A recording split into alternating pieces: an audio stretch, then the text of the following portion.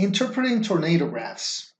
Once the simulation has been started and executed, we are now ready to correctly interpret tornado graphs after RiskMakeInput functions have been added. 70. With your cursor still on N24, click again on the Browse Results button or on Explore Browse Results button to view the previously created tornado chart. The following chart appears. For tornado graphs showing a change in output statistic, such as this change in output mean, samples for an input are grouped into a set of equal-sized bins, ranging from the input's lowest value to its highest. A value for a statistic of the output, such as its mean, is calculated for the output values in the iterations associated with each bin. By default, at-risk uses 10 bins, each one containing 10% of the simulated iterations. That is 500 of the 5,000 iterations.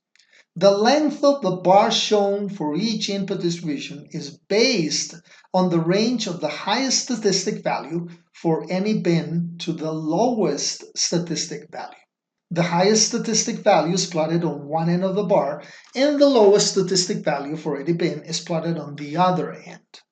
These are double-sided tornado graphs, where each bar ranges above and below the baseline or center of the graph.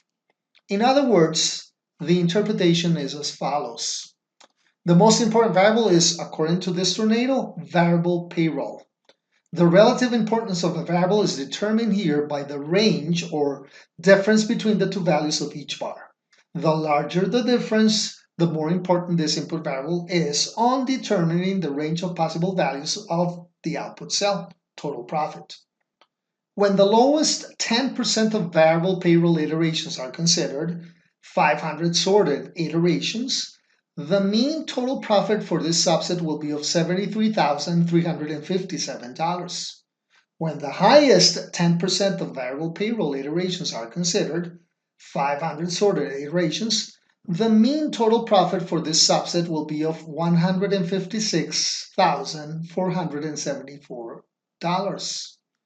This determines a range of close to $83,000. See that the definition of highest or lowest subsets comes from the label determining input high or input low. Intuitively, the higher the costs, the lower the profit, and vice versa. The second most important input variable from the point of view of this tornado is number of contracts, since its range is of approximately $79,000. The third most important input variable from the point of view of this tornado is hours per contract, since its range is of approximately $70,000.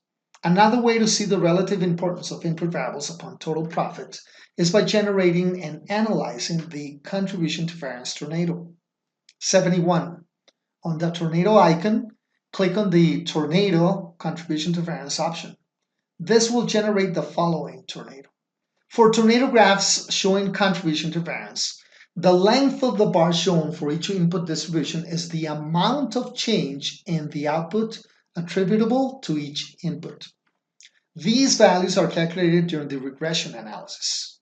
The sequential contribution to variance technique calculates how much more of the variance in an output is explained by adding each of a sequence of inputs to the regression model. The selection of the variables and the order in which they are added is determined by the stepwise regression procedure. As with any regression technique, when input variables are correlated, the regression can pick any of the correlated variables and ascribe much of the variance to it and not inputs correlated with it.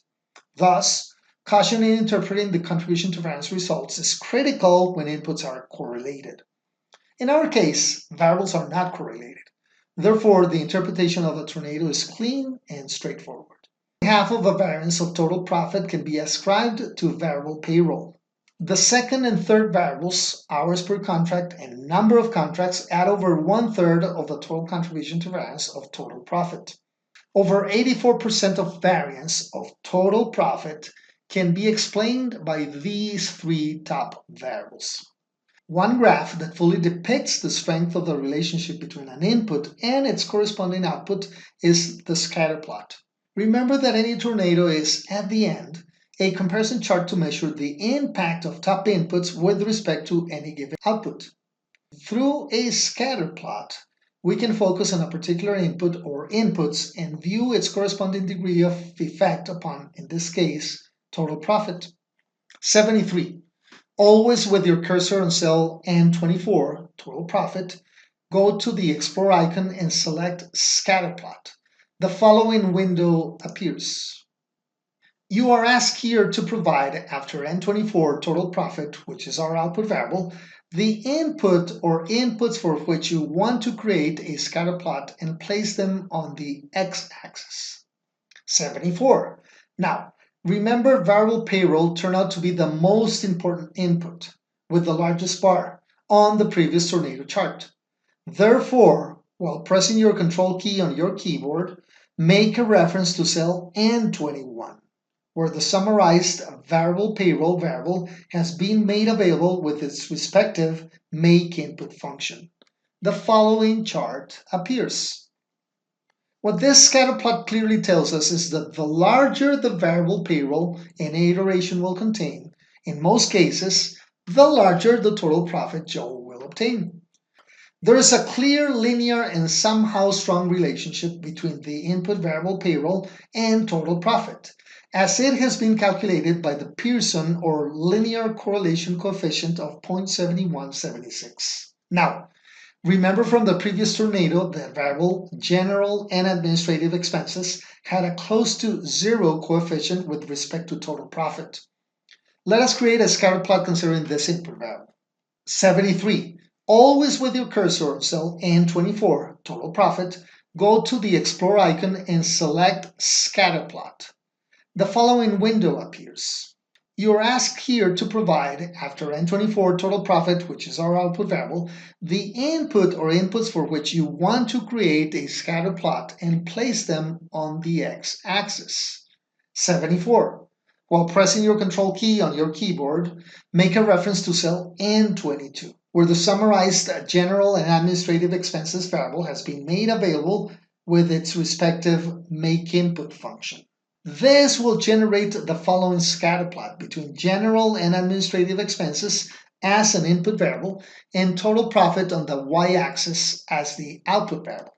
This indeterminate cloud of totally scattered points show a null relationship between general and administrative expenses and total profit, as shown by a linear or Pearson correlation coefficient of close to 0, minus 0.0378. In other words, Joe should forget about cutting these types of costs in order to enhance its profits, as opposed to better managing his additional resources to be hired on a variable payroll.